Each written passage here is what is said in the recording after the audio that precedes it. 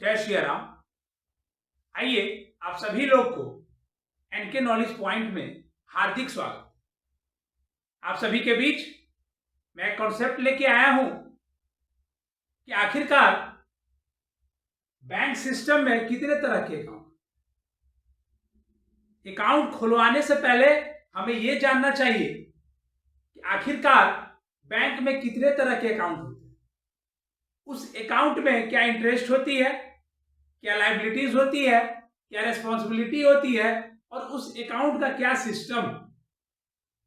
तो आइए एक एक करके हम समझेंगे कि आखिरकार कितने तरह के बैंक अकाउंट्स हैं हमारे बैंकिंग सिस्टम। पहला, करेंट अकाउंट। करेंट अकाउंट एक उस तरह का अकाउंट है जिसमें number of withdrawal, number of deposit में लिमिट नहीं होता, ट्रांजैक्शन में लिमिट नहीं होता। इसमें आपको एक जो मिनिमम बैलेंस अमाउंट है उसको ज्यादा से ज्यादा रखना होता है। इसमें इंटरेस्ट नहीं होता है क्योंकि ये करेंट है, डालते हैं निकालते हैं, डालते हैं निकालते हैं। साहब पैसा रुकेगा ही नहीं तो इंटरेस्ट कहां से बनेगा।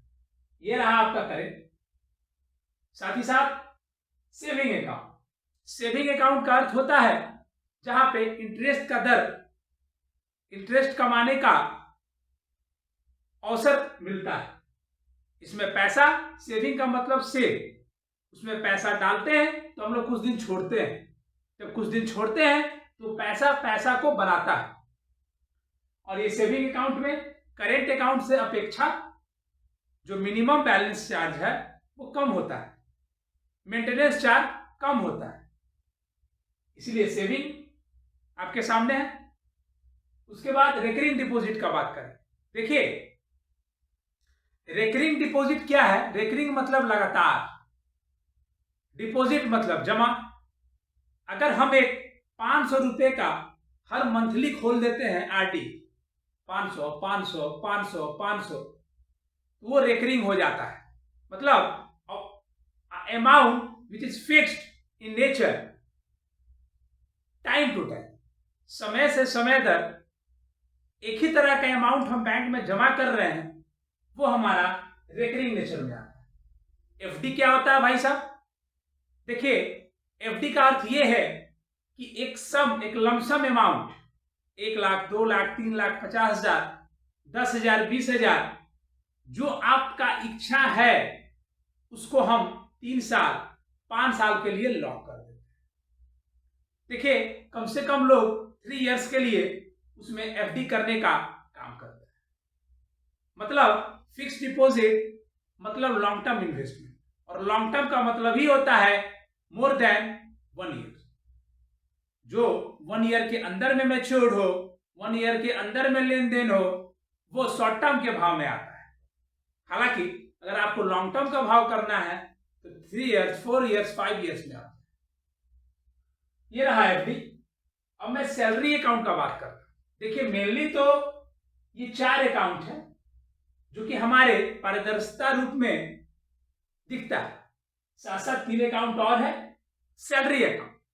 सैलरी अकाउंट एक पार्टिकुलर अकाउंट है जिसमें सिर्फ और सिर्फ सैलरी हमारा क्रेडिट, मतलब एम्प्लॉय को जो भी सैलरी मिलेगा, अगर उसका सैलरी अकाउंट खुला है तो वो पैसा जाके सैलरी अकाउंट में जमा। ये एक तरह का स्पेसिफिक अकाउंट होता है क्योंकि साफ आप देख रहे हैं सैलरी अकाउंट मतलब स्पेसिफिक अकाउंट, सिर्फ सैलरी की। अब बात करेंगे डीमेट। देखिए मेरे दोस्तों, डीमेट अकाउंट का क्या अर्थ है।